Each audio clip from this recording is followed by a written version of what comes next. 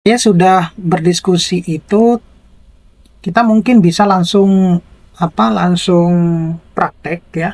Meskipun sebenarnya em, kalau misalnya ada beberapa risiko yang akan dihadapi ketika misalnya kita langsung praktek itu, nanti Bapak Ibu tidak akan tahu bahwa selebelum kita mempublikasikan suatu artikel di jurnal internasional itu seperti apa.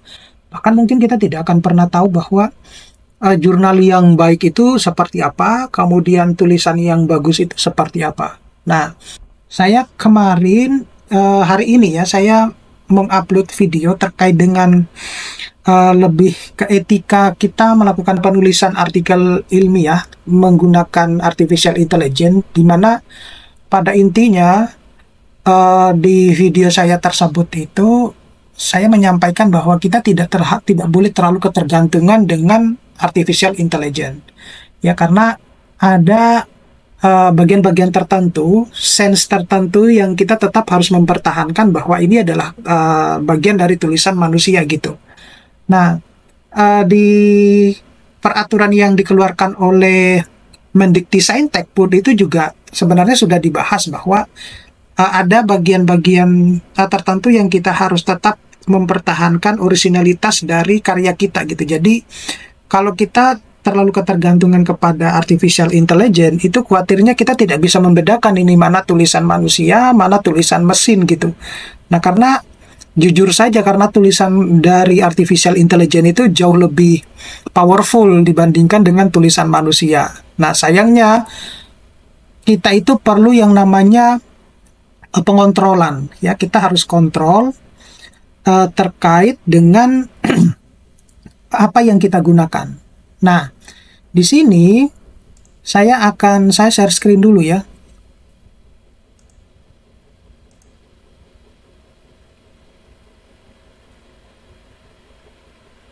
Nah, sekarang sudah ter-share screen Bapak Ibu? Sudah, Mas. Sudah, Bapak. Jadi Sudah terlihat. Sudah, Pak. Oke. Sudah, Pak. Jadi kenapa saya suruh mengonkan kamera, mengonkan mic-nya, karena kita bisa langsung on the spot ya. Karena kalau saya berbicara, kebetulan waktu ditawarin sama Bu Farida itu mau berapa hari Pak? Saya bilang saya 1 hari aja gitu ya. Karena ada aktivitas-aktivitas lain yang harus saya kejar dulu gitu. Nah, oleh karena itu saya pada malam hari ini itu uh, tidak akan membawakan teorinya gitu. Tapi sebenarnya ini juga bisa menjadi bumerang juga, bahwa kalau Bapak Ibu tidak paham dari awal, itu juga Bapak Ibu akan merasa kesulitan nih gitu. Nah, tapi oleh karena itu kenapa saya menyuruh untuk meng-on-kan kamera, biar Bapak Ibu itu bisa langsung melihat prakteknya. Kalau sebenarnya ketika kita menulis artificial intelligence, ya menulis artikel, menulis artikel menggunakan artificial intelligence itu bisa kita lakukan dengan cepat, asalkan segala sesuatu itu kita sudah persiapkan, gitu ya. Nah, apa saja yang harus dipersiapkan? Nah, tentunya artikel yang bisa dikatakan dalam proses kita sudah menyelesaikan penelitian, ya. Nah, tetapi Bapak Ibu juga harus perlu memahami bahwa ketika kita ingin mensubmit artikel kita di jurnal internasional ya bereputasi ataupun yang memiliki impact factor yang tinggi, kita itu sebenarnya harus paham dulu, harus mendesain betul-betul riset penelitian atau penelitian kita itu seperti apa. Artinya kita harus mendesain metodologi dari penelitian kita itu yang layak untuk dipublikasikan di jurnal internasional. Nah, sayangnya sebagian besar dosen-dosen yang kalau saya lihat, kenapa kemudian mereka kesulitan mempublikasikan artikelnya di jurnal internasional. Kalau Indonesia itu kan kiblatnya Scopus ya gitu. Itu tadi, karena dari sejak awal Bapak Ibu itu tidak mendesainnya itu dengan ya bukan tidak serius, tetapi karena mungkin keterbatasan di dalam membaca membaca artikel yang sudah publish, sehingga Bapak Ibu tidak tahu bahwa penulisan artikel yang baik itu seperti apa. Nah, pada akhirnya Bapak Ibu mungkin hanya cuma bermodalkan ketika membimbing mahasiswa, ya udah desainnya penelitiannya itu seperti ini, ya seperti ini, seperti itu. Nah, padahal itu sangat jauh berbeda Bapak Ibu, ya. Bisa dikatakan bahwa kita itu harus bisa mendesain suatu penelitian, itu harus lebih kompleks. Dan kita bisa mengacu berdasarkan referensi dari jurnal-jurnal yang sudah kita sitasi gitu. Nah, di situ kemudian akan muncul bahwa untuk yang paper-paper ini itu lagi happening, ya, lagi up to date, atau topik-topik ini lagi up to date. Nah, itu yang harus diperhatikan. Nah, jadi katakanlah bahwa Bapak Ibu sudah selesai melakukan penelitian, kemudian apa yang harus Bapak Ibu lakukan? Jadi, yang harus Bapak Ibu lakukan itu adalah ini, mendesain artikel yang bisa dikatakan kita mendesainnya ini dulu, figurnya dulu. Kalau saya cara kerjanya seperti itu. Jadi kita juga harus memahami bahwa penulisan artikel itu dimulainya dari mana, gitu. Ya, jadi saya tulis aja dulu di sini Bapak Ibu ya. Meskipun ini nanti tidak akan saya generate ya. Tapi perlu Bapak Ibu pahami bahwa suatu artikel kita itu harus menulis pertamanya itu dari ini dulu. Dari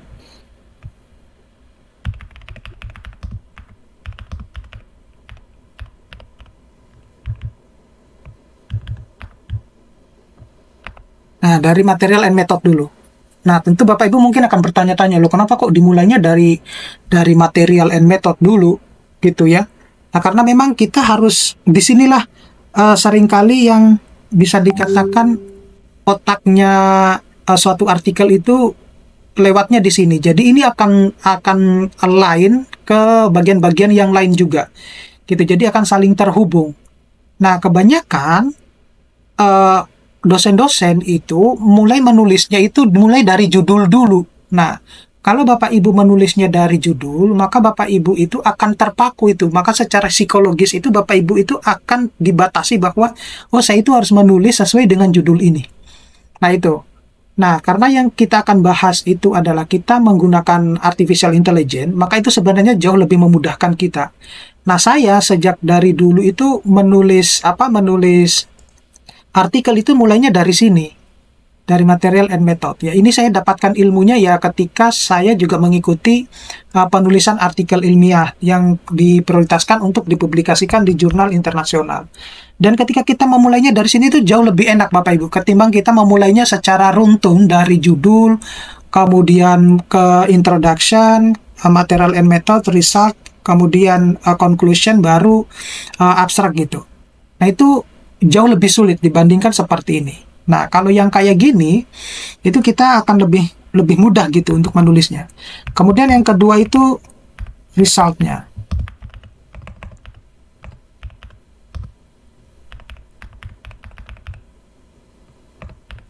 Nah, ini yang berikutnya itu kita menulisnya ini, result and discussion-nya. Ya. Jadi setelah kita menyelesaikan menulis material method, kemudian kita menulis result and discussion-nya. Itu dulu ya, dulu sebelum artificial intelligence. Ya. Nah, tetapi dengan artificial intelligence itu juga kita tetap bisa menulis ini, hanya saja kalau Bapak Ibu mau mengikuti style saya, itu biasanya saya mengilustrasikan gambar dulu. Jadi saya tidak menulis apa-apa dulu. Tahu Bapak Ibu ya, paham maksud saya mengilustrasikan gambar ya. Mengilustrasikan gambar itu seperti misalnya jurnal apa ya?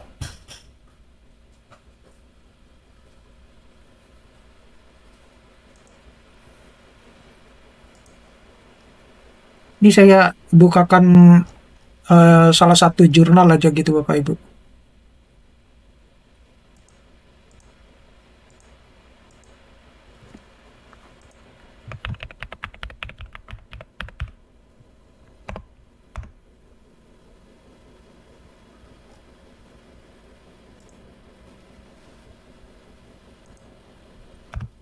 Jadi kalau yang bagian teknik ya kebanyakan itu kan kita selalu tidak terlepas dari data-data kuantitatif ya.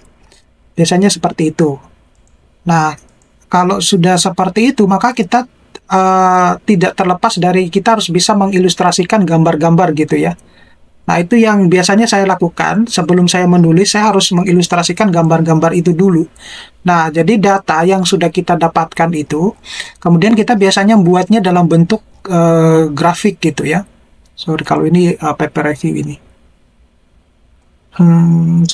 Film composition review.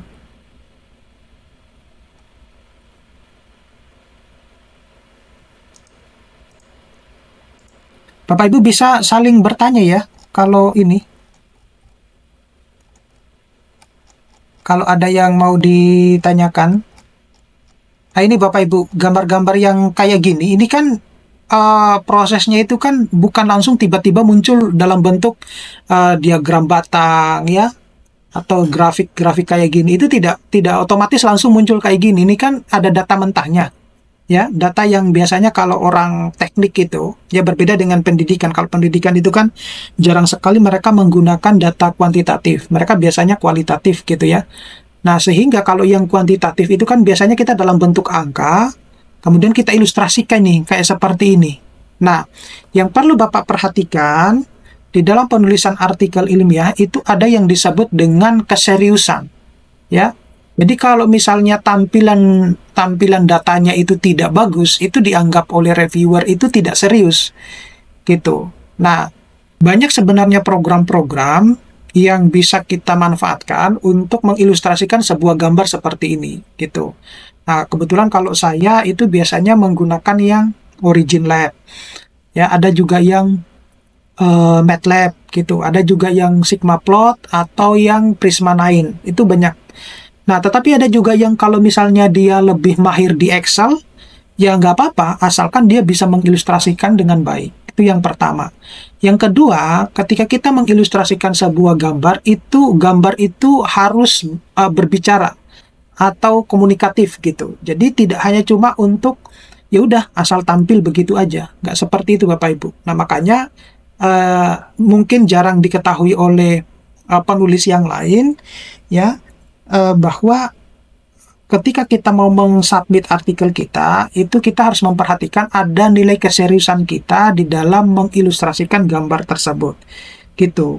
Nah, gambar itu Bapak Ibu juga bukan asal tempel saja, kita juga harus memperhatikan resolusinya gitu. Karena kalau misalnya diperbesar ya, di zoom in itu akan tidak pecah gitu gambarnya gitu, sehingga kalau ditampilkan di websitenya jurnal ataupun di download secara offline itu tidak akan pecah.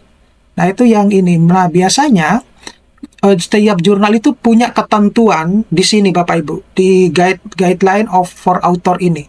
Nah, Bapak Ibu bisa baca ini di sini. Nah, ini saya contohkan kebetulan yang jurnal yang reputable ya, jurnal internasional bereputasi gitu. Nah, ini Bapak Ibu bisa baca ini di sini. Jadi sebelum kita submit jurnal, kita harus membaca dulu ketentuan yang ditetapkan oleh masing-masing jurnal tersebut. Nah, bagaimana kalau gambarnya? Nah, kalau di semua jurnal Bapak Ibu sebenarnya kita itu memperbolehkan kita menulis dengan menggunakan artificial intelligence, tetapi dengan proses dikontrol Bapak Ibu ya. Nah, kenapa kok saya nyatakan seperti itu? Karena di sini pun itu ini ada Bapak Ibu. Jadi ada yang disebut dengan Declaration of Generative AI in Scientific Writing, ya, writing. Nah, di sini di bagian akhir biasanya sebelum reference itu kita membuatkan deklarasi artificial apa saja yang kita gunakan. Apakah itu ChatGPT, apakah itu Perplexity mungkin, ataupun AI yang lain. Dan itu digunakan untuk apa? Nah, itu kita ceritakan di situ. Nah, sebenarnya di sini tuh sudah ada panduan. Bapak Ibu tinggal mengkopinya gitu ya. Jadi ini statementnya kita tinggal mengcopy ini saja. Yang ini. Nah, kita tuliskan namanya itu apa. Artinya artikel Bapak Ibu itu meminta tolong dibantu dengan artificial intelligence. Nah, semacam itu. Ya, jadi banyak kok artikel-artikel. Nah, biasanya itu kalau kita download Bapak Ibu ya, biasanya dia akan berada di bagian ini. Dan jadi biasanya setelah misalnya Declaration of Competing Interest ini, kemudian baru Declaration AI itu tadi. Biasanya seperti itu. Jadi biasanya ada di bagian sini. Nah, mungkin kalau yang saya lihat dari teman-teman dosen, mereka itu seringkali masih merasa bahwa masa sih jurnal itu bisa ditulis, bisa kita menggunakan artificial intelligence untuk menulis ya, atau kita makainya. Nah, toh buktinya adalah di jurnal sendiri, semua jurnal itu memperbolehkan gitu. Jadi bukan tidak diperbolehkan, justru diperbolehkan. Tetapi kita harus tetap jangan ngeplek-ngeplek langsung gitu. Ya, kita tetap harus memverifikasi, mengklarifikasi apa yang sudah kita tulis tersebut. Nah, itu Bapak Ibu ya. Nah, apa yang kembali ke figur tadi ya, karena ini biar nanti Bapak Ibu itu cara kerjanya lebih cepat ya. Nah, yang perlu diperhatikan itu kalau figur, kita lihat aja di bagian sini itu dia apa saja yang ditentukan. Mana ini figur? Nah, ini highlight Bapak Ibu. Highlight itu yang menggambarkan penelitian kita itu, dia meng-highlight apa saja. Itu biasanya terdiri atas 3-5 poin dan tidak boleh lebih dari 85 karakter. Ya, highlight itu di sini ada nggak highlightnya? Biasanya selalu ada. Nah, ini nih highlight Bapak Ibu. Ya. Jadi ini adalah nanti saya akan ceritakan bahwa komponen-komponen apa saja yang harus dipersiapkan gitu ya setelah ini. Nah, kemudian ada graphical abstract, itu ada yang meminta graphical abstract, ada juga yang tidak gitu. Nah, ini Bapak Ibu, kalau kita mengilustrasikan sebuah gambar tadi ini ya, kan Bapak Ibu kan mungkin yang penting tampil gambar gitu kan. Tidak semacam itu. Jadi kita juga harus memperhatikan resolusinya. Nah, ini kita harus memperhatikan ini yang saya bold ini. Nah, biasanya kita itu bermain di 300 dpi ya, 300 dpi ke atas gitu. Itu paling minim 300 dpi. Ya, Bapak Ibu saya kira bisa mengecek ya, cara mengecek gambar biar 300 dpi itu seperti apa. Jadi biasanya kalau kita mengilustrasikan gambar itu biasanya di bawah ini, makanya kita harus menyetingnya biar nanti keluarnya itu adalah 300 dpi minimal gitu. Nah, saya pun kalau misalnya saya gambar di PowerPoint, itu saya setting PowerPoint saya itu ketika saya ekstrak ya, ekstrak dalam bentuk figur, dia akan keluarnya 600 dpi. Jadi ketika dilakukan pembesaran, itu ini itu tidak pecah gitu.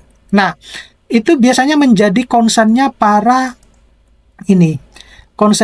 editor gitu sebelum dilemparkan ke reviewer. Jadi tugasnya reviewer itu tidak membahas tentang resolusi gambarnya sekian gitu ya, tetapi itu sudah difilter oleh para editor. Nah, para editor itu ya ini, mereka ini. Nah, mereka ini yang memfilter artikel kita sebelum dilemparkan ke reviewer. Jadi kalau misalnya menurut mereka itu memiliki kebaruan, kemudian menarik, ya itu akan dilemparkan ke reviewer untuk direview gitu. Tetapi kalau tidak mungkin menarik, atau mungkin mereka itu sudah memperhitungkan ya, bahwa mereka itu menargetkan dalam 1 tahun itu akan publish sekian ribu paper, nah itu mungkin saja mereka sudah akan tidak akan diterima gitu, atau mungkin direkomendasikan untuk disubmit ke jurnal yang lain. Itu jadi berbagai macam opsional. Nah, kemudian Bapak Ibu, setelah kita sudah menulis riset, sudah menyelesaikan figur kita, nah nanti saya akan memberitahu cara kita mencari sumber literatur yang bisa mendukung penulisan kita ya, gitu. Nah, anggaplah kalau kita sudah selesai mencari sumber literatur, maka apa yang harus dilakukan berikutnya itu adalah kita menulis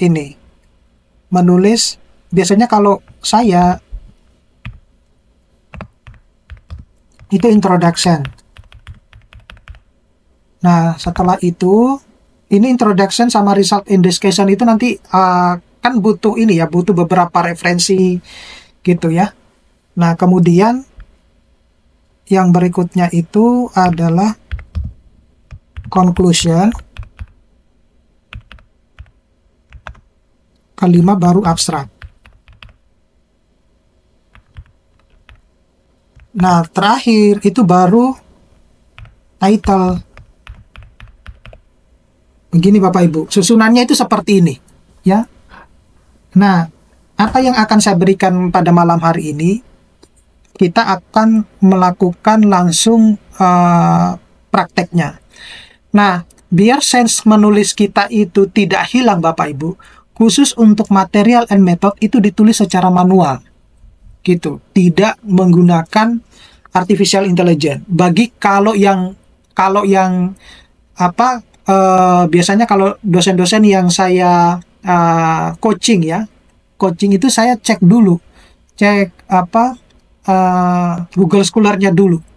Nah, kalau saya lihat bahwa dia lebih banyak sebagai penulis pertama, ya meskipun saya tidak tahu secara langsung, tapi saya percaya bahwa dia sense menulisnya ada, gitu. Sehingga kalau saya melihat Google Scholar-nya bagus, banyak sebagai penulis pertama, maka biasanya kalau yang dosen-dosen yang saya coaching secara face to face itu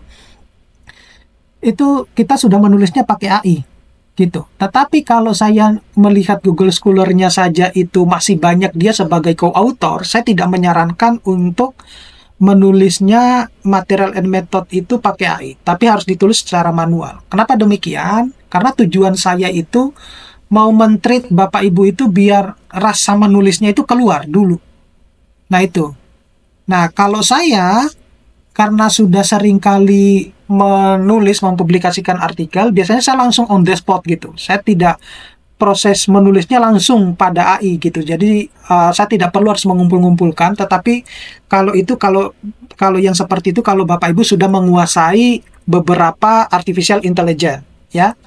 Nah, tetapi kalau belum menguasai artificial intelligence atau baru pemula, maka biasanya ya udah kita menulisnya secara pelan-pelan gitu. Nah, yang akan saya perkenalkan, artificial intelligence yang biasa saya pakai itu adalah pertama ChatGPT ya, sebagai tools untuk menulis ya, seperti yang saya tampilkan di sini.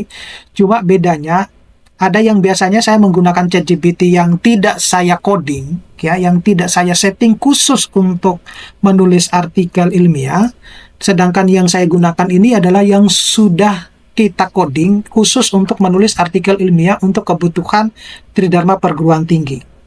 Gitu. Nanti pasti berbeda. Gitu. Nah, kemudian yang kedua itu adalah size AI ya. Size AI ini biasanya saya gunakan untuk mencari berbagai macam sumber referensi ya. Kemudian ada Perplexity. Perplexity ini juga bisa, dia lebih, menurut saya lebih powerful ya. Menurut saya lebih powerful dibandingkan dengan Sight AI, tetapi bukan berarti tidak saya gunakan yang Sight AI. Tetap saya gunakan. Jadi semakin banyak saya mendapatkan sumber referensi, itu semakin komprehensif tulisan saya. Semacam itu. Kemudian biasanya juga ini Paperpol. Paperpol ini juga bagus. Nanti akan saya tunjukkan bagaimana cara menggunakan Paperpol. Ya. Kemudian ada SciSpace. SciSpace ini mirip dengan apa? Hampir mirip dengan Perplexity. Jadi apa yang kita tanyakan di sini, dia akan memberikan pertanyaan-pertanyaan yang lain yang pertanyaan itu kemudian bisa kita kita gunakan di SciSpace ini, di Sight AI ini, gitu. Karena kalau Sight AI ini kita menggunakan satu topik, ya udah dia akan mengeluarkan topik itu saja. Nah, tetapi kalau yang Perplexity, kemudian yang yang SciSpace, itu dia akan memunculkan pertanyaan alternatif yang lain yang sesuai dengan topik yang kita ingin kita bahas, semacam itu. Nah, setelah kita mengumpulkan sumber referensinya, maka kita menulisnya lewat sini nanti ya. Nah, berikutnya sumber referensi yang Bapak Ibu dapatkan, jangan lupa referensinya harus disimpan. Nah, disimpannya itu kebetulan kalau saya lebih familiar menggunakan ini, Reference Manager ya. reference manajernya itu mendelay. Tapi ada juga yang lain itu adalah yang EndNote. Ya, ada juga yang Zotero. apa yang satunya itu? Zotero. Nah, Zotero. Zotero. Nah, itu Zotero. Zotero. Nah, itu terserah Bapak Ibu mau menggunakan yang mana.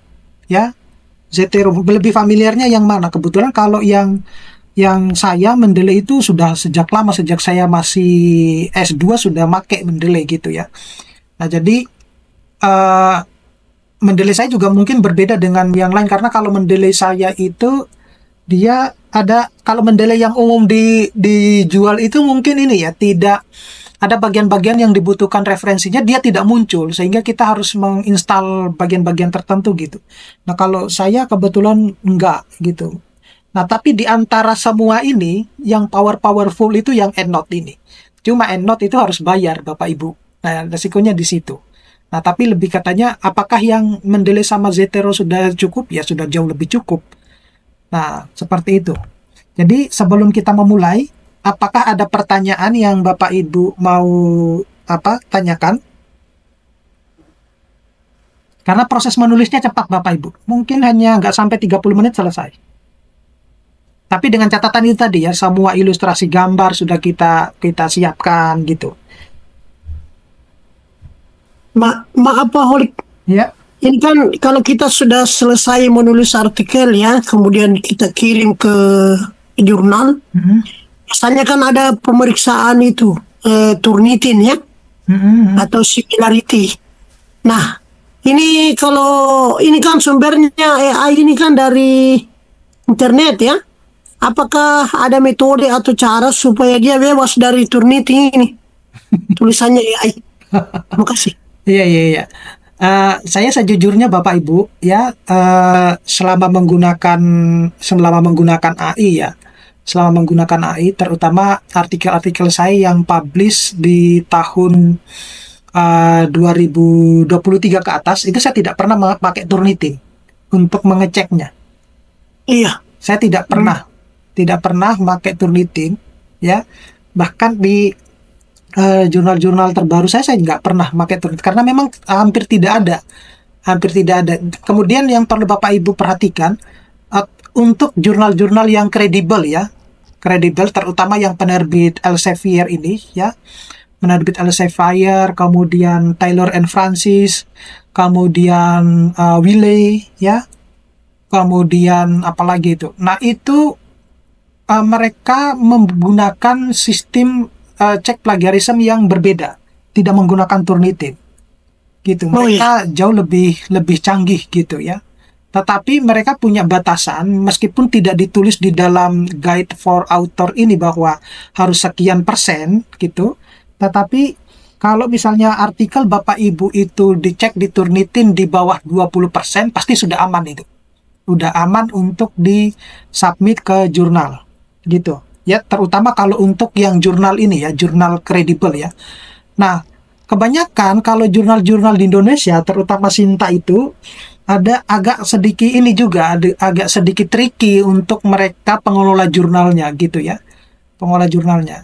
Nah, itu yang mungkin maksudnya mereka untuk menjaga, karena memang ini ya, kita tetap harus mengontrol biar kita tidak terkena plagiarisme gitu ya. Plagiarisme itu kan tidak hanya kita mengutip tulisan orang lain, tetapi self plagiarisme itu juga bisa terjadi. Nah, oleh karena itu, kalau berbicara tentang, kita kan mengambilnya dari internet, ya memang dari internet. Nah, itu tidak akan terini, karena ketika nanti ditulis di sini, ditulis di ChatGPT ini, itu dia akan memparaphrase secara otomatis gitu. Jadi saya pun itu tidak pernah memparaphrase kalimat yang saya copy paste gitu, kalimat yang saya kutip kemudian saya paraphrase, itu tidak pernah. Langsung saya copy paste aja. Nanti ChatGPT ini yang akan dia bekerja. Baik. Ada lagi Bapak Ibu yang mau ditanyakan? Cukup Mas Solip, terima kasih. Dan teman lain mungkin. Yang lain mungkin sebelum Iya. Peserta lain. Ya, ini ada pertanyaan di kolom chat Zoom, Pak Holif. Mungkin pertanyaan yang pertama dari Pak Muhammad Wildan. Apakah menggunakan manajemen referensi untuk jurnal dapat menggunakan AI juga? Selain tadi mungkin Zotero, Mendeley, EndNote, begitu Pak? Jadi sebenarnya Tentu pertanyaan.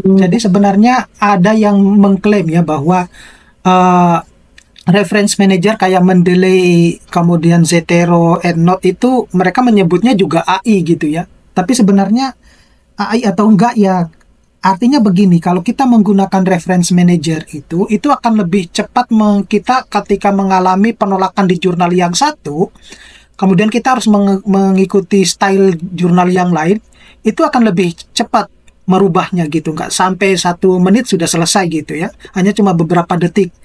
Nah itu, nah kalau kita lihat ya, nah seperti jurnal yang saya contohkan ini kan, dia referensinya itu kan tertulisnya ini ya, angka ya, ini Bapak Ibu, kelihatan ya, lebih gampangnya ini di introduction lah. Multiple cover. Nah ini kan angka kan, Iya. gini. Nah, ada juga yang jurnal-jurnal itu yang dia tidak yang menggunakan sistem APA gitu. APA itu seperti jurnal Apa? apa? Mungkin ini ya. Chemosphere. Mudah-mudahan Kurang E-nya. Chemosphere. Chemosphere. tapi Chemosphere ini dia sudah dikeluarkan dari Web of Science Bapak Ibu. Bapak Ibu tahu ya Web of Science ya?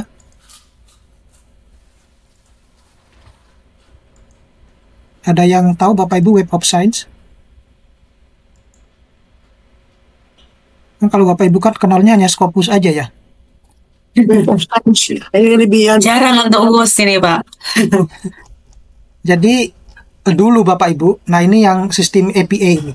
Dia munculnya kayak gini. Jadi kalau jurnal kita misalnya mengalami penolakan di jurnal yang lain, mau mensubmit ke jurnal ini misalnya yang menggunakan sistem APA, kalau kita menggunakan sistem reference manager ya. Reference manager itu dia akan langsung berubah seperti ini sesuai dengan ini. Gitu. Itu akan lebih cepat kalau kita menggunakan reference manager. Nah, dibandingkan dengan cara manual itu akan butuh waktu Bapak Ibu. Nah, ya kalau misalnya suka dengan cara manual ya silakan, kalau saya tidak merekomendasikan. Nah, itulah yang harus dipahami. Nah, saya sedikit cerita dulu ya terkait dengan apa yang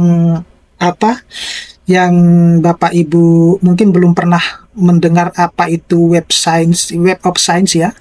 Jadi Scopus maupun Web of Science itu adalah ini media indexing ya, media indexing. Nah, selama ini di Indonesia itu lebih dikenal dengan Scopus ya. Kalau Scopus dia itu kan dia masuknya ke jurnal Scopus, kemudian indexing yang lainnya itu apakah masuk di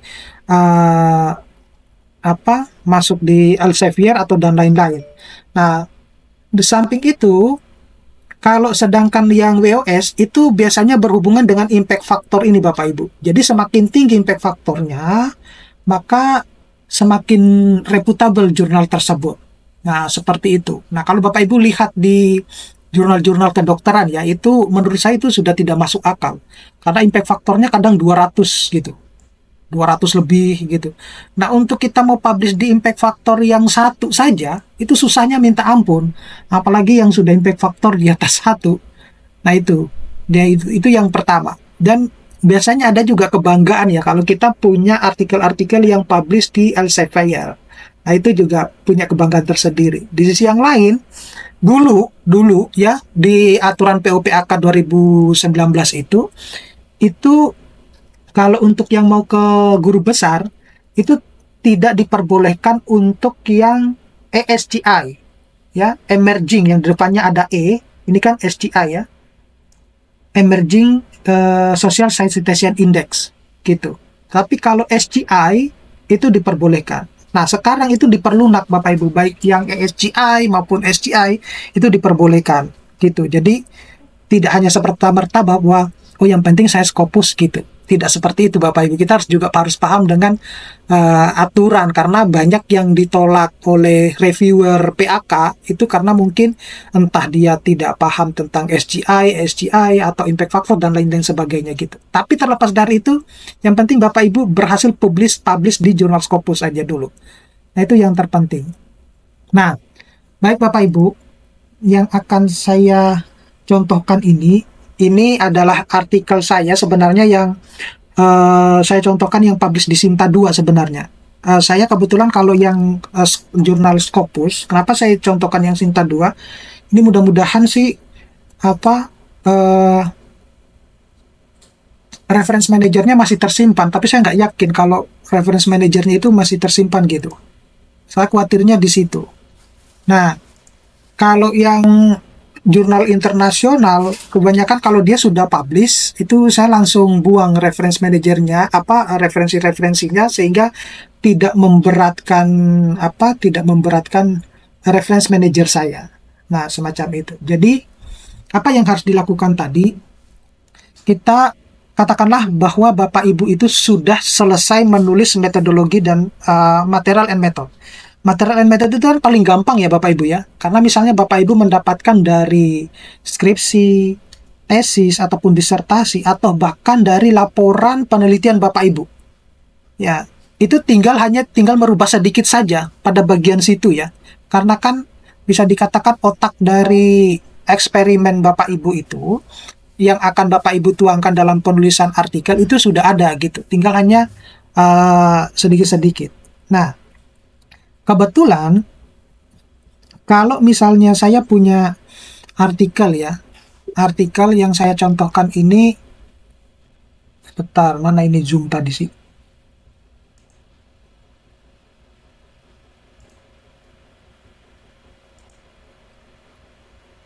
Udah kelihatan ya Bapak Ibu ya?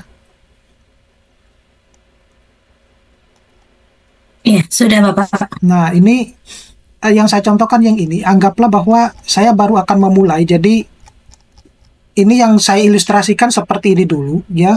Cara kerjanya itu mengilustrasikan gambar dulu semacam ini, baru kita input ya, baru kita masukkan, baru kita susun tulisannya. Nah, apa yang harus dilakukan itu adalah kita harus mengumpulkan dulu ini bagian-bagian yang dibahas ini loh Bapak Ibu. Tulisan-tulisan ini yang harus dibahas. Nah, saya tidak sebenarnya meskipun di prompting saya itu ada khusus untuk menganalisis data ya, menggunakan artificial intelligence, nanti keluarnya langsung, kita tinggal hanya mengontrol angka-angkanya. Tetapi saya sarankan bagi yang pemula jangan dulu pakai yang itu ya. Jangan dulu, kecuali Bapak Ibu itu tadi seperti yang kalau yang saya coaching itu paling hanya cuma saya berikan awal mulanya saja, selebihnya dia yang akan trial and error gitu, semacam itu. Nah, kemudian setelah kita sudah mengilustrasikan, kita mau mencari sumber-sumber pustaka yang ini. Itu paling gampang Bapak Ibu caranya ya. Jadi kalau kita lihat di sini di contoh saya ini kan research and discussion-nya kan ada ini ya. Ada berbagai macam sub ya. Kemudian ada juga tabelnya. Jadi kita misalnya mau memulai mencari informasi terkait dengan ini, analisis nitrogen ini ya. Ya udah, kita topiknya tentang apa ya, itu harus penting. Kita harus mengetahui dulu topiknya tentang apa. Misalnya ini adalah topiknya itu tentang fermentasi ya, di mana di kompos ya. Di kompos, jadi topiknya itu ada fermentasi di kompos yang kita harus cari tahu, kemudian menggunakan limbah dari industri tahu dengan E4 dan air kelapa gitu. Jadi itu saja, kita mainnya di situ-situ saja ya. Nah, jadi kalau harus kembali ke ini lagi.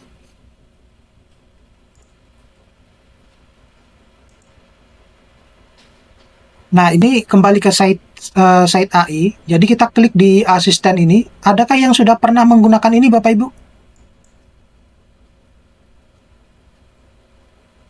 site AI. Oh ya, sebelum lanjut ya, Bapak Ibu mungkin bisa on kan kamera mic-nya. Biasanya AI yang sering digunakan apa untuk menulis?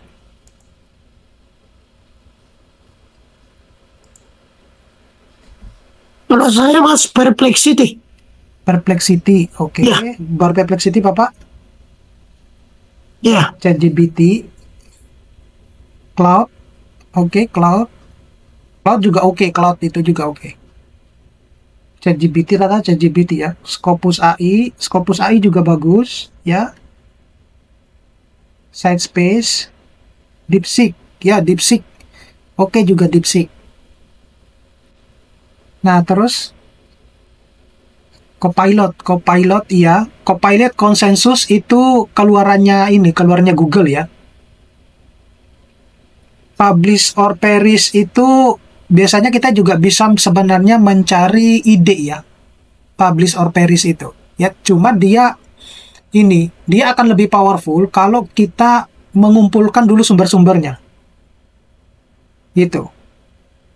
Kalau Poe AI itu mirip sebenarnya dengan ChatGPT ya, tapi kalau menurut saya bahasa yang digunakan kita tidak bisa memainkan seperti yang kita inginkan gitu. Artinya seperti apa yang kita inginkan. Saya misalnya, karena kita dunia akademik ya, maka saya ingin bahasa yang dia keluarkan itu bahasa akademik gitu. Nah itu kadang tidak dikeluarkan semacam itu. Genie AI ya, Braintext ini buatan Indonesia, tapi kalau menurut saya dia tidak begitu sebenarnya gini Bapak Ibu sah-sah saja untuk menggunakan berbagai macam artificial intelligence ya, tetapi menurut saya Bapak Ibu harus menguasai minimal 2 saja, gak usah terlalu berlebihan ya kalau untuk pemula. Karena nanti Bapak Ibu akan bingung-bingung sendiri gitu. Kalau Bapak Ibu sudah menguasai minimal 2, itu akan lebih bagus gitu. Nah, apakah Bapak Ibu bisa menggunakan DeepSeek ya? Monggo silakan, nggak apa-apa. Kalau mau menggunakan ChatGPT, nah itu tadi, apakah ChatGPT yang Bapak Ibu gunakan itu, kalau prompting yang seperti yang Bapak Ibu mungkin sudah mendapatkan ya linknya dari saya itu yang ChatGPT biasa sebenarnya bisa gitu, tetapi ada usaha-usaha tertentu yang Bapak Ibu harus lakukan. Nah sayangnya saya belum sempat membuat video tutorialnya gitu. Jadi biar untuk memudahkan Bapak Ibu itu melakukan penulisan ya. Untuk cari judul disertasi yang memiliki novelty pakai apa Pak? Judul disertasi di Indonesia itu kenapa ya selalu judul itu harus duluan ya gitu. Di Fonts and Views itu dia kita bisa mengilustrasikan bibliometrik ya. Bibliometriknya kita punya rekam jejak dari berbagai macam referensi, kemudian kita masukkan ke viewers itu, dia nanti akan keluarnya semakin kecil bulatannya, itu semakin bahwa topik itu masih jarang dilakukan gitu. Tetapi Bapak Ibu harus punya database terkait dengan topik yang sejenis itu banyak gitu ya. Apakah Bapak Ibu mendapatkan dari ScienDirect atau dari WOS data-datanya ya, base datanya itu apakah dari Google Scholar. Nah itu, tapi kalau Bapak Ibu menggunakan mencari base datanya itu kurang, maka untuk mendapatkan topik riset yang lagi up to date itu agak kesulitan gitu. Jadi harus juga pintar-pintar membaca viewersnya gitu. Nah, kemudian pakai ChatGPT 04 sudah di custom Pak. Nah, ini bagus nih kalau yang sudah di custom. Nah, jadi Bapak Ibu, saya contohkan di sini, kalau misalnya kita itu mau mencari referensi sesuai dengan topik riset yang diperlukan. gitu ya. Nah, itu yang kita bisa menggunakan berbagai macam tools AI ya. Bapak Ibu bisa apapun, yang penting dia keluar ininya, keluar referensinya. Ya, nanti saya akan beritahu apakah referensi yang semacam ini itu bisa kita gunakan. Nah, karena topik saya tadi itu berkaitan dengan saya mau memanfaatkan limbah industri tahu untuk ke pembuatan pupuk organik ya. Dan di situ saya mau mencari informasi terkait dengan nitrogennya seperti apa. Mungkin Bapak Ibu bingung ya dengan materi contoh yang saya berikan, karena ini berkaitan dengan bidang ilmu saya gitu ya. Meskipun saya sebenarnya basic ininya ke air limbah. Nah, jadi kita cari aja sebenarnya ini, ditulis aja di sini di site AI ataupun nanti di Perpisis, akan saya contohkan semua lah yang biasa yang biasa pakai gitu ya. Jadi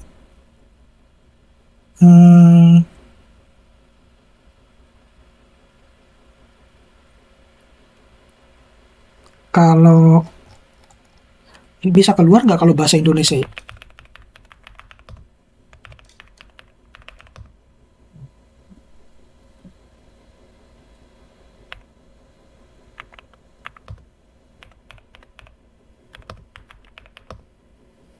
Jangan pakai bahasa Indonesia.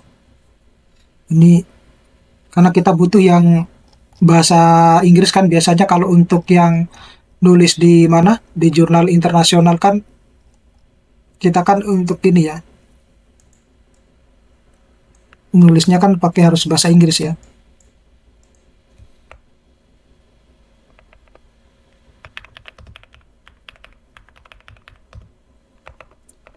English.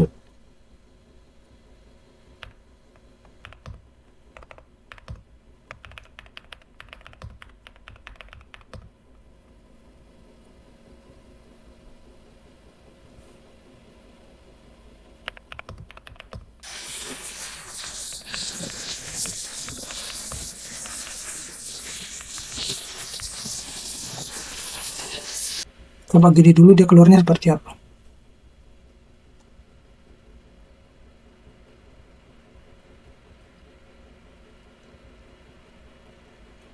Tapi sebelumnya saya mohon maaf Bapak Ibu, ini tadi belum saya set, mudah-mudahan dia keluarnya sesuai dengan APA ini. Kalau nyetingnya itu di sini Bapak Ibu ya. Jadi ngeklik tanda gerigi ini ya. Tanda gerigi. Kemudian kita set di sini. Jadi kita set apakah yang akan keluar itu adalah dua-duanya, abstrak maupun citasinya, pernyataan statementnya. Kemudian ini kita mau masukkan referensinya itu mulai yang tahun berapa gitu. Nah, saya biasanya yang 5 tahun terakhir. Jadi katakanlah sekarang kita pakai yang dari 2020 ke 2025. Tapi meskipun kadang jarang sekali muncul yang 2025 gitu. Nah, ini publikasinya saya naikkan misalnya sampai 50 gitu. Nah, ini yang relevan ya. Kemudian ini bisa ChatGPT 4.0 mini ini. Nah, kemudian ini di apply. Nah, tujuannya dia nanti yang kita butuhkan itu yang ini Bapak Ibu. Dia harus keluar dalam bentuk nama kayak gini.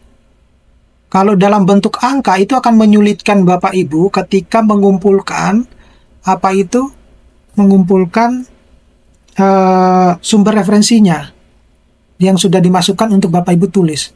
Nah, Bapak Ibu tidak perlu harus memparaphrase yang di sini. Copy aja semuanya, ya. Di copy semuanya. Nah, ini saya siapkan dulu ya.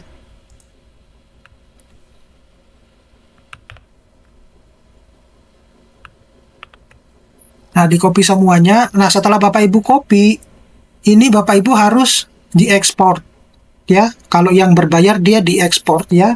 Ini kita menyimpannya karena saya menggunakan Mendeley, maka saya ekspornya dalam bentuk RIS ya. Jadi apa yang dia keluar di sini ada tulisan Wang, Sun, kemudian si.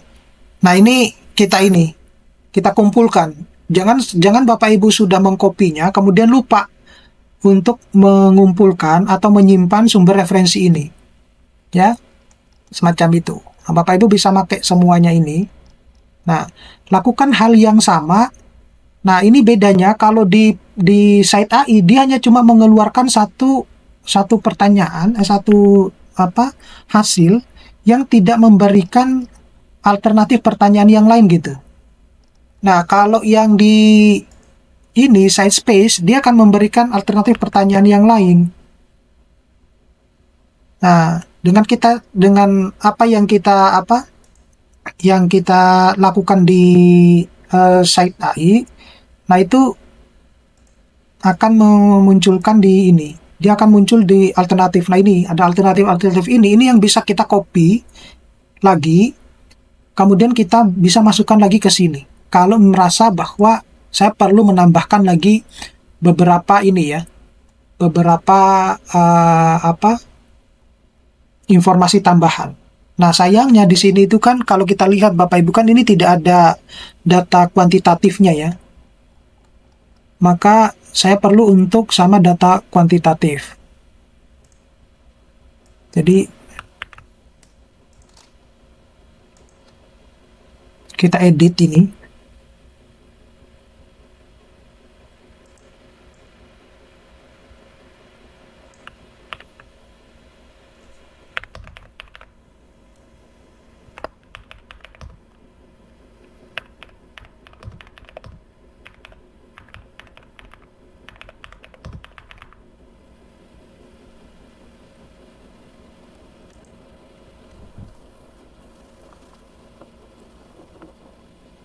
Nah, sambil jalan Bapak Ibu ada yang mau ditanyakan?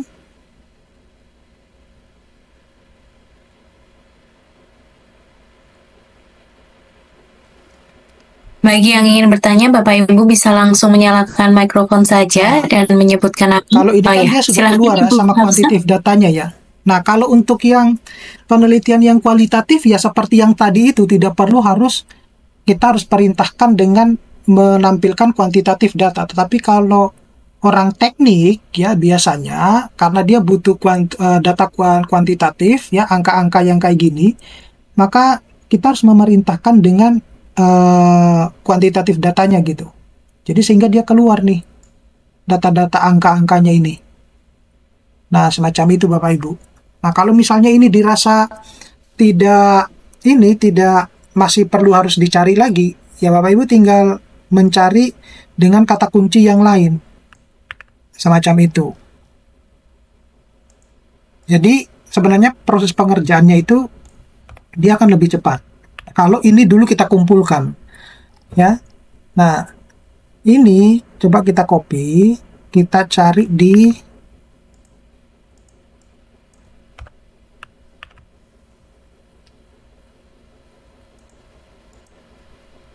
Nah, dia munculnya seperti apa. Nah, ini tuh bagusnya juga side space ini dia dia lebih ringkas memberikan statementnya itu. Nah, ini Bapak Ibu ini yang kita copy. Yang kayak gini, pernyataan-pernyataan ini. Nah, jangan lupa ini pernyataan orang ini.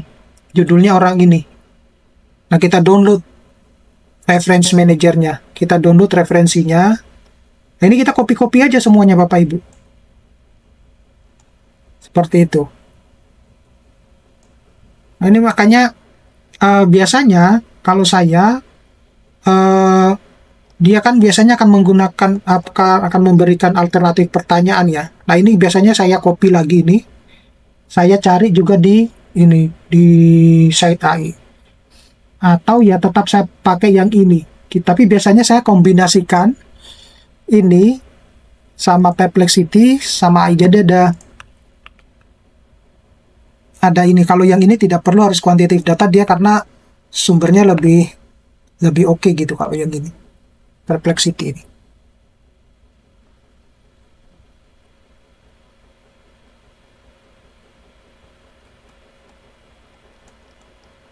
Cuma di sini kelemahannya Perplexity itu dia tidak APA referensinya gitu loh. Jadi kita harus downloadnya satu persatu gitu. Tetapi dia selalu menampilkan jurnal-jurnal yang kredibel gitu. Bagusnya dia di situ.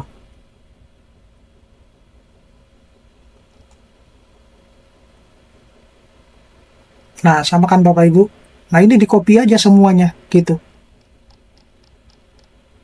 Nah, jadi artikel yang saya contohkan tadi itu, Bapak Ibu kita mulai dari jam berapa ini sekarang?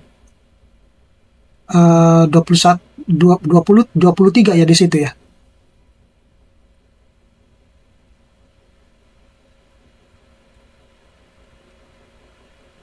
Gak ada yang nyahut.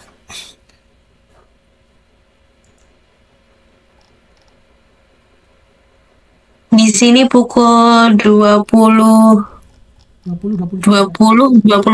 Bapak. Setengah 9. Oke. Iya, betul. Kita mulai.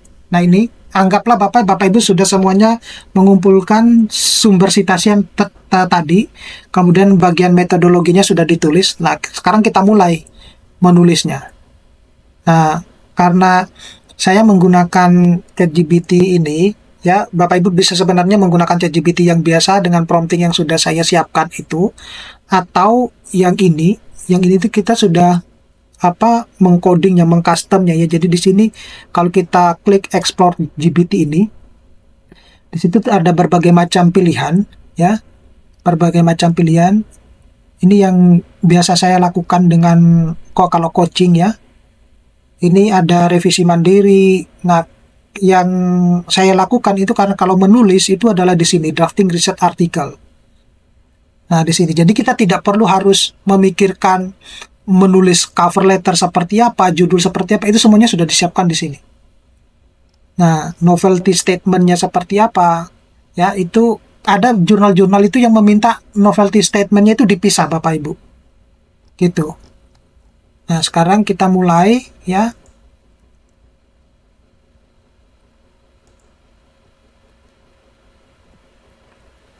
Nah, caranya itu adalah kita menulisnya dari sini Bapak Ibu.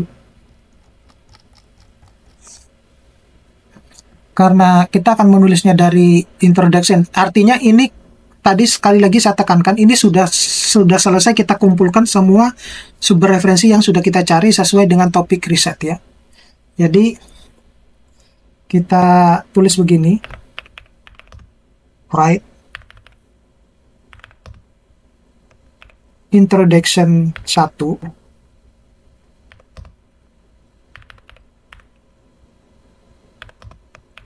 Introduction 2.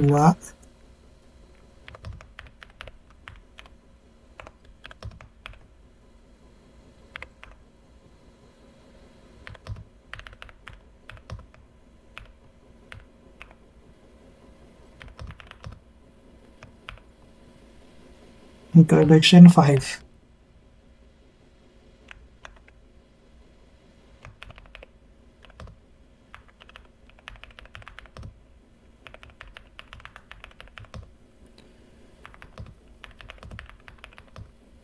The passives of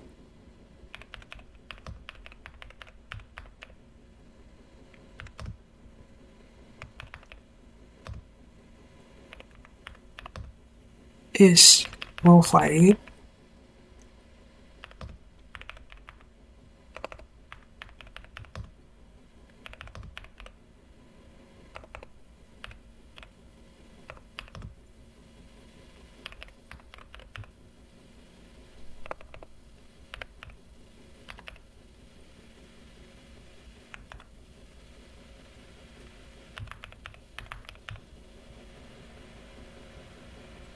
maintain the citation and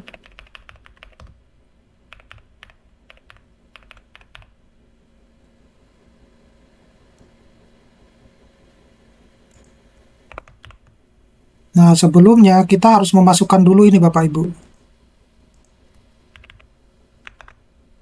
Sebelumnya itu kita harus memasukkan judulnya, kemudian hipotesisnya. Judul itu judul sementara Bapak Ibu ya, karena nanti kita akan terakhir itu baru kita buat judulnya menggunakan AI gitu. Nah, jadi kita ambil aja sama judul yang kayak tadi aja ya.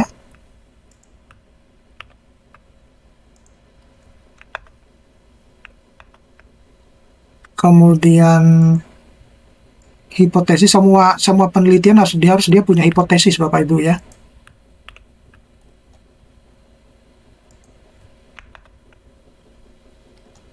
Kalau Bapak Ibu merasa kesulitan, nanti bisa tanya sambil jalan. Ini cepat ini.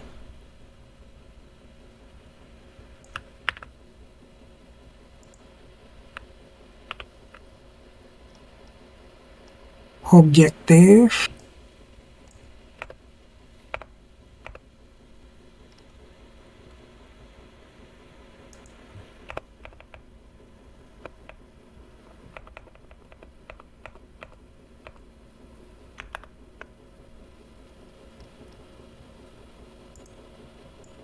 Nah, sama yang terakhir itu adalah scope-nya. Jadi ada title, hipotesis, objektif, sama scope.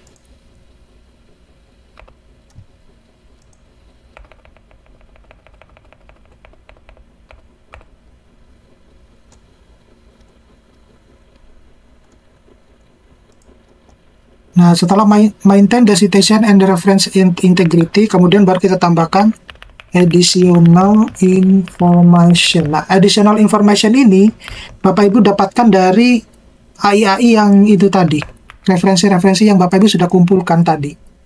Nah, kayak gitu. Jadi kita copy aja yang tapi Bapak Ibu ingat ya, harus ada ininya, ada referensinya itu dalam bentuk APA, biar memudahkan Bapak Ibu untuk menulis. Jadi ini kan dia keluarkan, ini yang kita kontrol. Nah, habis itu setelah sudah dimasukkan, ini baru kita menulis yang introduction. Nanti dia akan nulis sendiri Bapak Ibu.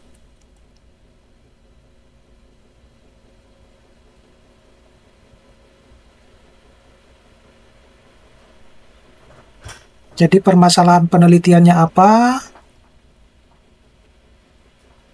Nah, kenapa kok dia keluar dengan referensinya? Karena kita sudah mengontrolnya tadi di additional information ini.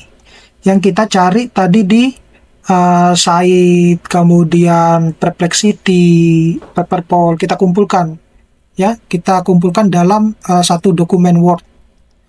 Gitu. Jadi nanti ditulis aja, oh ini untuk kebutuhan introduction, ini kebutuhan untuk result and discussion-nya. Gitu.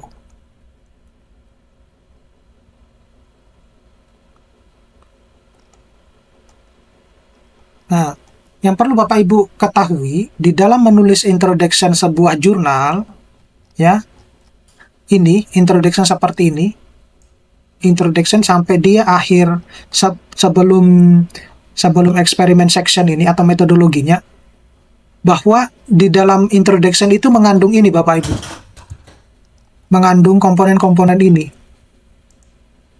Jadi ada permasalahan penelitiannya, kemudian ada permasalahan utama dan general solusinya itu seperti apa, kemudian spesifik solusinya, kemudian baru spesifik literatur reviewnya, dan riset gap. Ini yang terpenting. Riset gap itu biasanya ditandai dengan ini, ditandai dengan kata sambung ya, furthermore.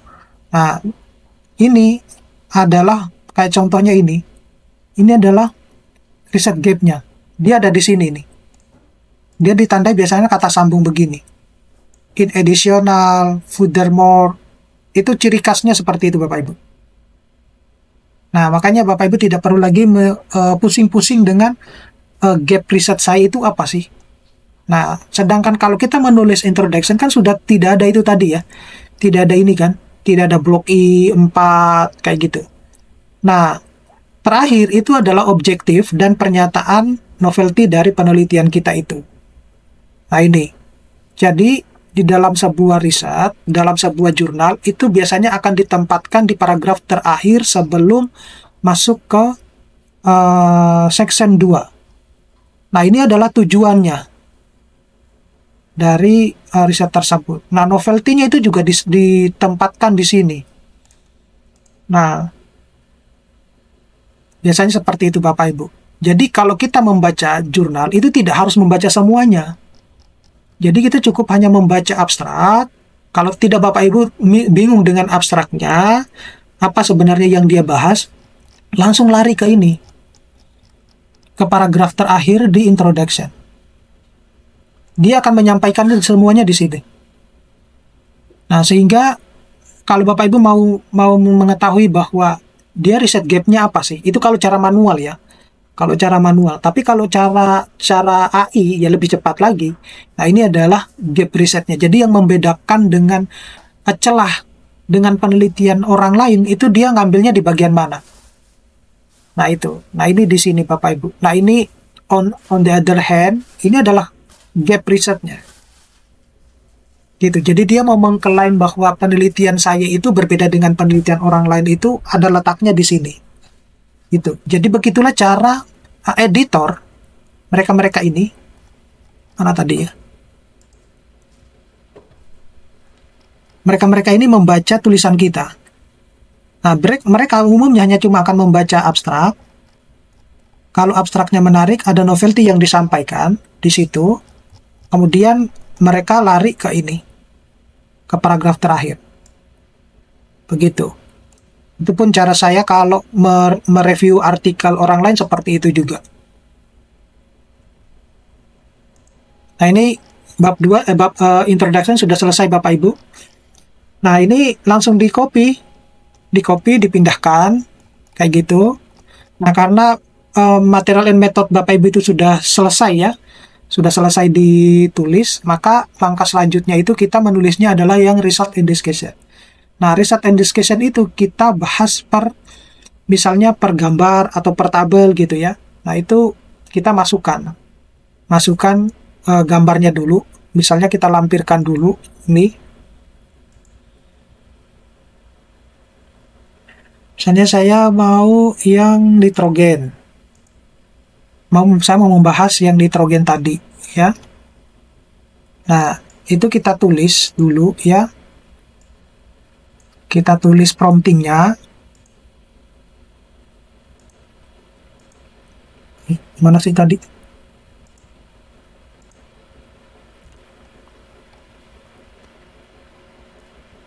Nah, ini kita tulis begini Bapak Ibu. Write log result and discussion. RD itu result and discussion 1.1. Log result and discussion 1.2. Ini nanti akan berubah kalau Bapak Ibu menggambar gambar yang berikutnya, berarti berubah menjadi 2.1, 2.2 dan seterusnya semacam itu. Nah, karena ini adalah pembahasan yang pertama.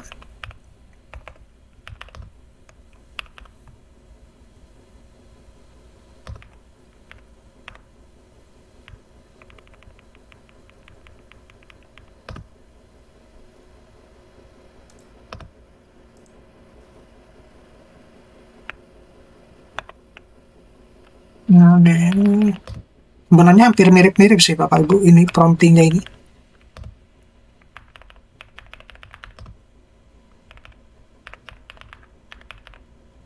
Information as the basis response. Use its profile.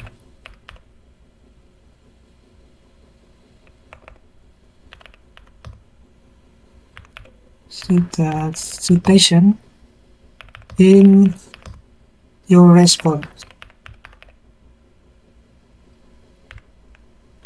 kemudian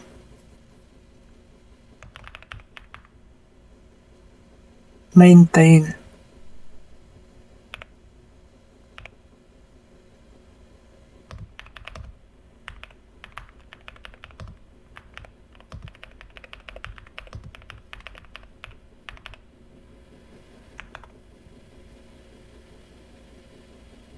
Nah, ini di bagian atas ini Bapak Ibu kita masukkan ini tadi yang saya bilang bahwa sebaiknya ditulis secara manual ya, yang untuk menjelaskan ini bagi yang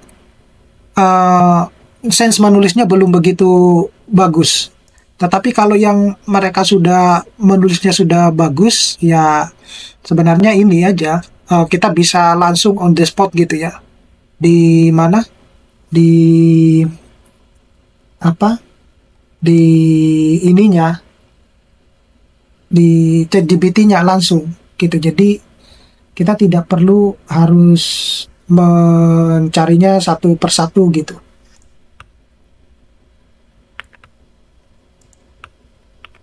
Nah, ini adalah yang menyatakan gambar ini. Kemudian sumber yang saya cari misalnya tadi dari site AI ya, dari sini, kemudian dari ini ya, dari Scitespace dan lain-lain, itu kita tulisnya di sini additional information. Ya, kenapa additional information? Karena di sini ada use additional information. Di sini gunakan informasi tambahan sebagai basis Anda dalam menulis gitu. Nah, baru kita masukkan tuh yang sudah kita kumpul-kumpulkan tadi. Ya, tapi jangan lupa tetap dengan referensinya dimasukkan ke ini Bapak Ibu. Kemana? Ke Mendeley reference ya. Ke reference manager, maaf. Nah, ini semakin banyak Bapak Ibu mengumpulkan, maka akan semakin bagus tulisannya.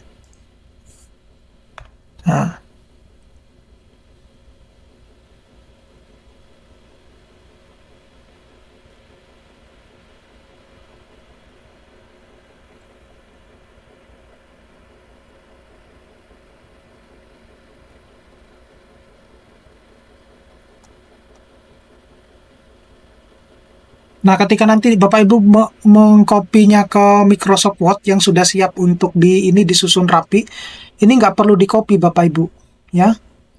Langsung aja ke hasil tulisannya ini. Nah, setelah Bapak Ibu sudah mengumpulkan, maka langkah terakhir itu adalah Bapak Ibu mengklarifikasi tulisan itu. Jangan langsung asal ya, asal langsung ditelan mentah-mentah aja, ya. Terutama mengecek pernyataan orang-orang ini tuh sudah benar apa enggak, kayak gitu loh Bapak Ibu, ya.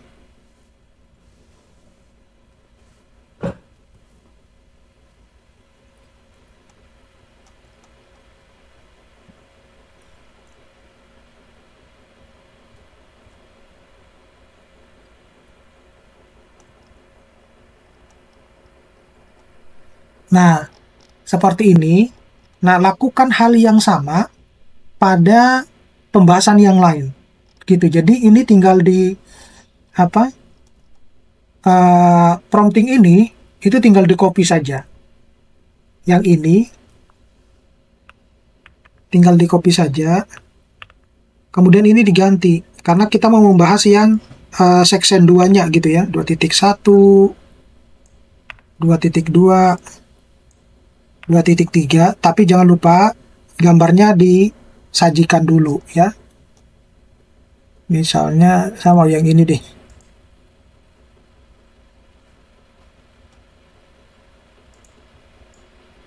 Nah, kemudian yang menyatakan pernyataan saya itu saya letakkan di bagian atas. Jadi yang menjelaskan angka-angka dari gambar tersebut itu ini, sedangkan untuk yang menyatakan ini penunjang yang sudah saya cari di AI yang lain, itu saya letakkan di bawahnya additional information. Baru dilakukan lagi. Nah, lakukan hal yang sama seperti ini. terus-menerus.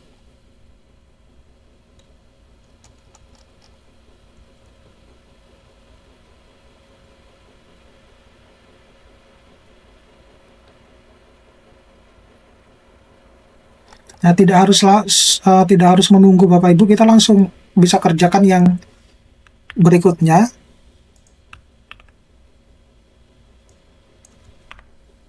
Nanti biar dia tulis-tulis sendiri aja.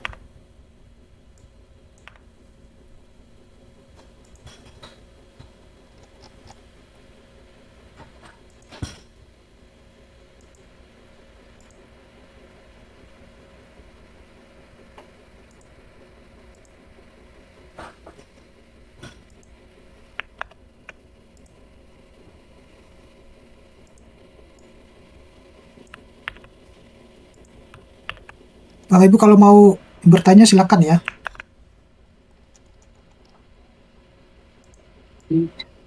Bapak ini banyak yang menanyakan apa promnya ini, apakah boleh nanti promnya bisa diketikkan di kolom Zoom gitu Pak? Bisa diketikkan di kolom Zoom. Nah, ini nih. Insya Allah, insya Allah.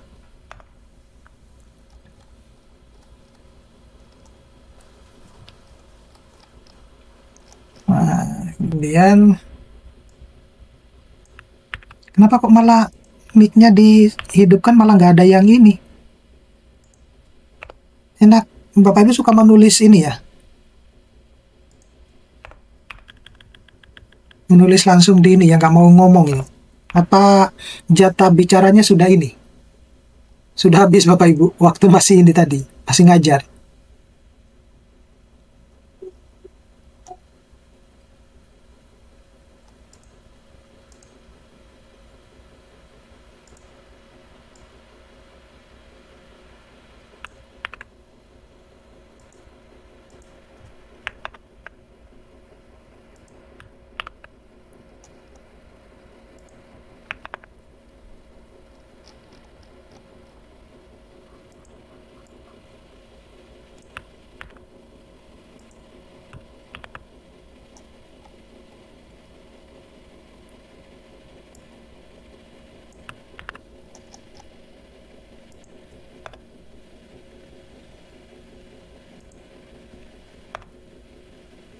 Hmm.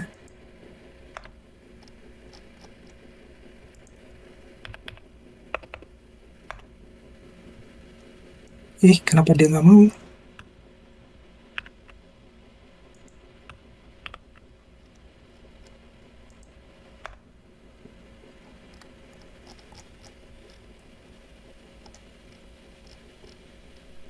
Udah 3.1.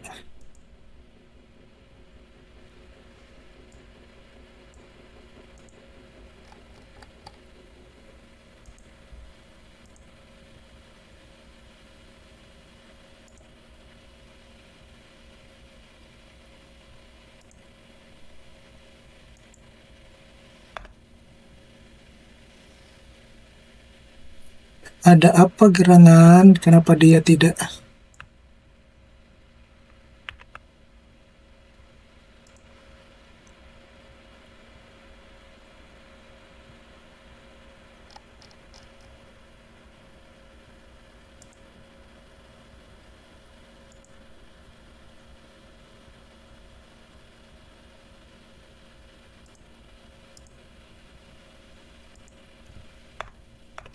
Hmm?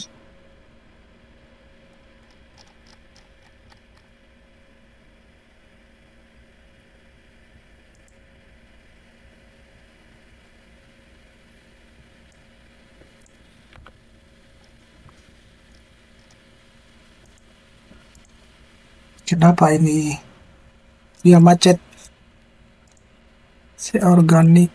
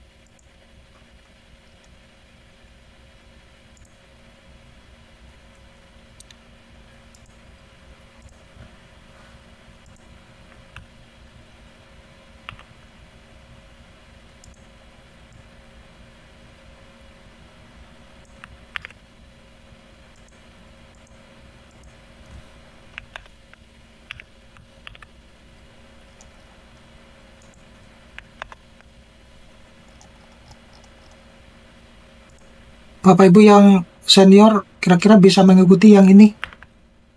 Kalau misalnya agak kecepatan mohon di ini.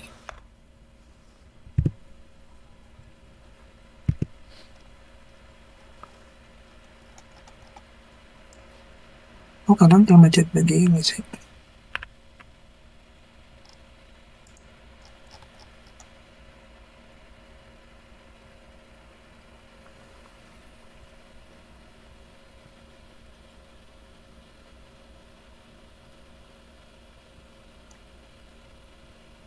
Hmm,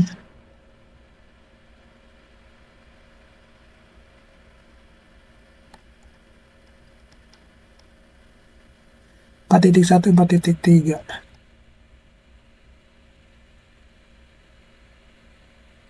Ini Bapak Ibu harus perhatikan ya, kalau dia keluarnya kayak gini, berarti ini di remove aja.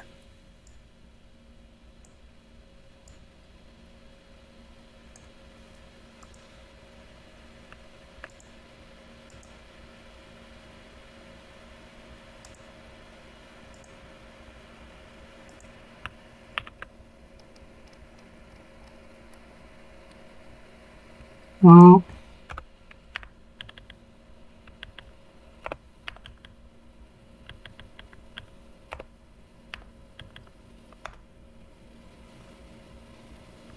Oke,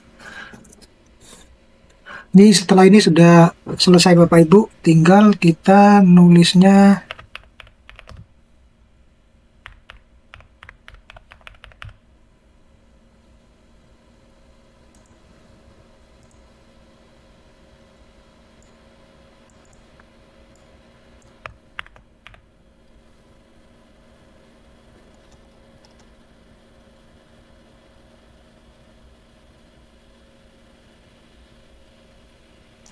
Sambil saya baca di komentarnya gimana ini. Kalau pakai ChatGPT yang sudah dikasih, oke. Harus Pak bisa dicontohkan untuk cara menampilkan gambar hasil penelitian yang baik. Oke.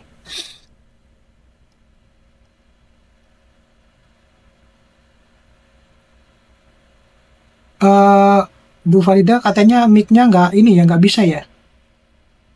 Jurnal Scopus minimal berapa hasil analisis yang perlu dimasukkan ke pembahasan agar bisa diterima? Sebenarnya tidak ada ketentuan ya. Tidak ada ketentuan berapa minimal hasilnya. Semakin banyak, semakin komprehensif, itu akan semakin bagus. Ada yang... Izin bertanya, Pak. Iya, yang silakan. Ya, jadi pengalaman saya beberapa kali menggunakan ChatGPT ini, pada saat akan mendownload referensi, itu referensinya tidak bisa ditemukan, gitu Pak. Sehingga kita nggak bisa memasukkannya ke Mendeley untuk menyimpan sebagai file Mendeley seperti itu, Pak. Mungkin ada solusinya bagaimana ya, Pak? Makasih. Ibu nggak sebentar. Yang Ibu lakukan itu langsung memerintahkan di ChatGPT-nya itu ini. Dia menampilkan langsung apa? Menampilkan langsung referensinya tanpa Ibu mencarinya di sumber yang lain. Iya, Pak. Oh ya, nggak bisa. Izin maaf Pak, mau bantu menjawab. Ini Bu, Ibu bisa di chat GPT-nya itu, nanti Ibu mintanya seperti ini. Tolong berikan saya referensi beserta linknya. Nanti kita dikasih linknya. Kalau untuk yang berbayar kemungkinan kita bisa dapat banyak 5 di atas 5 referensi. Kalau untuk ChatGPT yang berbayar itu kita dapat 1 atau 2 referensi. Tapi kita memintanya mohon diberikan referensi beserta linknya. Nanti ChatGPT akan memberikan. Terima kasih, maaf Pak. Ya, nggak apa-apa. Sebenarnya kalau saya tidak merekomendasikan langsung mendapatkan referensi dari ChatGPT, karena ChatGPT itu seringkali ngawur kalau mencari atau menampilkan referensinya. Makanya seharusnya referensi-referensi itu kita carinya di artificial intelligence yang lain. Seperti yang saya contohkan ini, itu adalah di Said AI, karena kita mengontrolnya.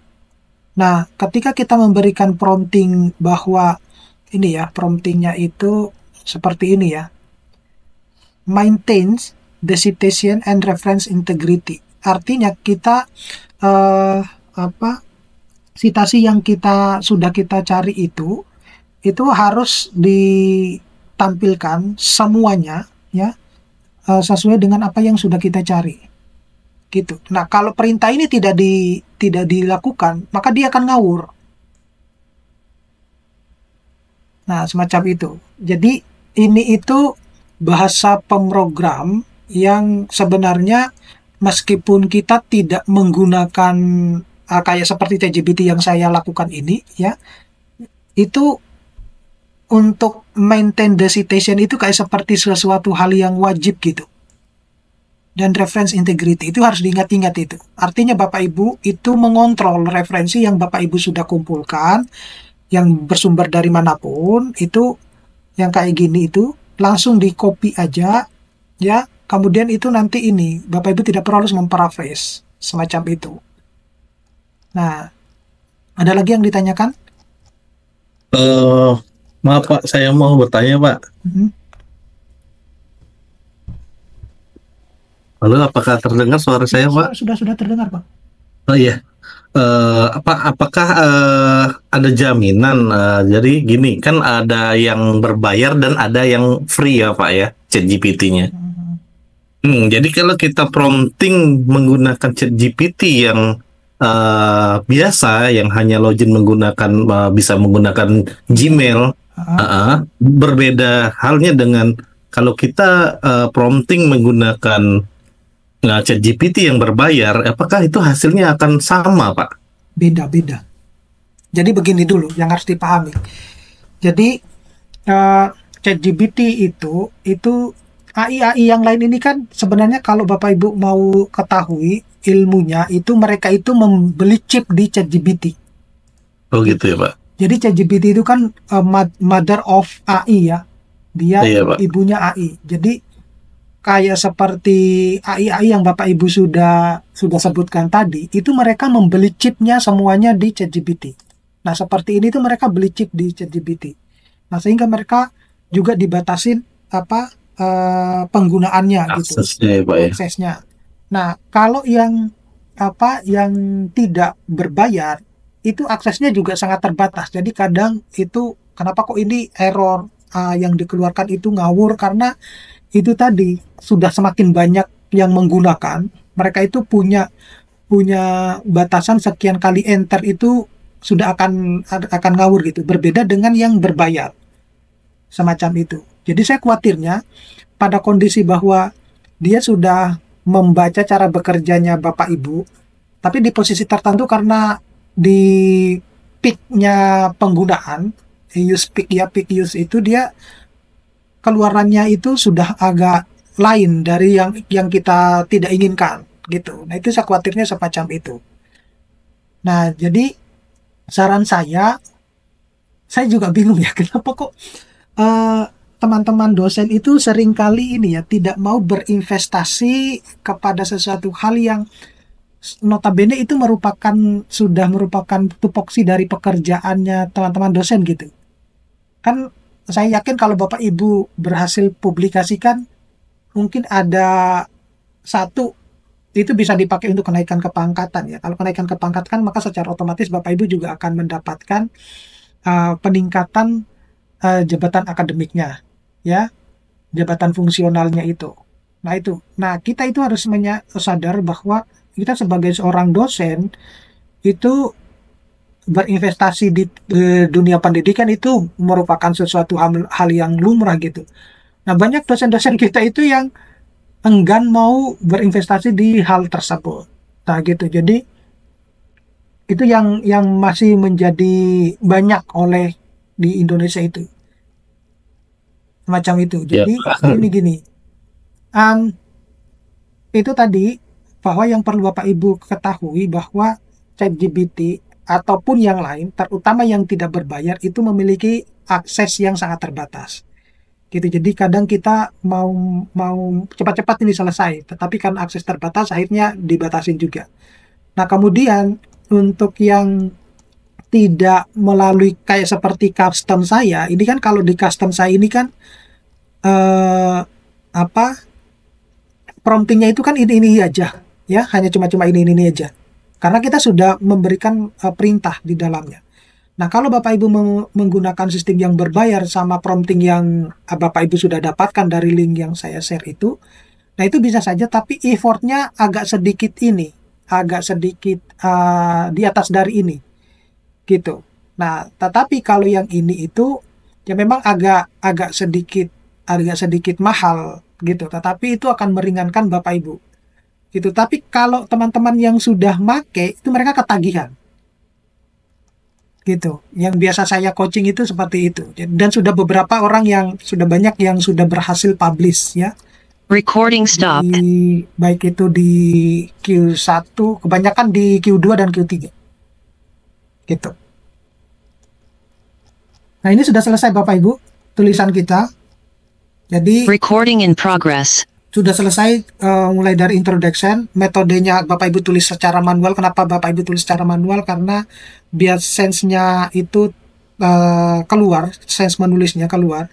Nah, ini sudah keluar ininya, conclusion-nya sudah, abstraknya sudah selesai.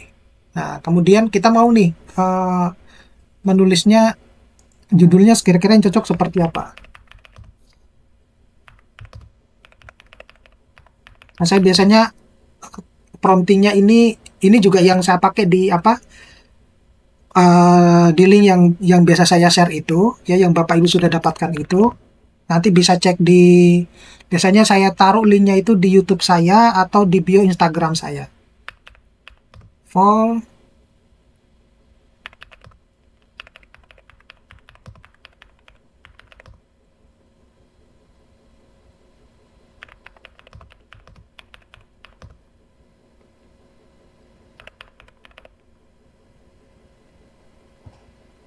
Word ini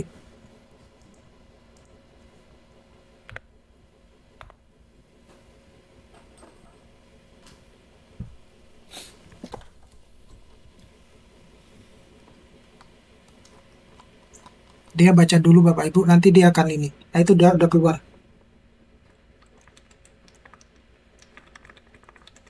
Izin nanya Pak, Iya, silakan.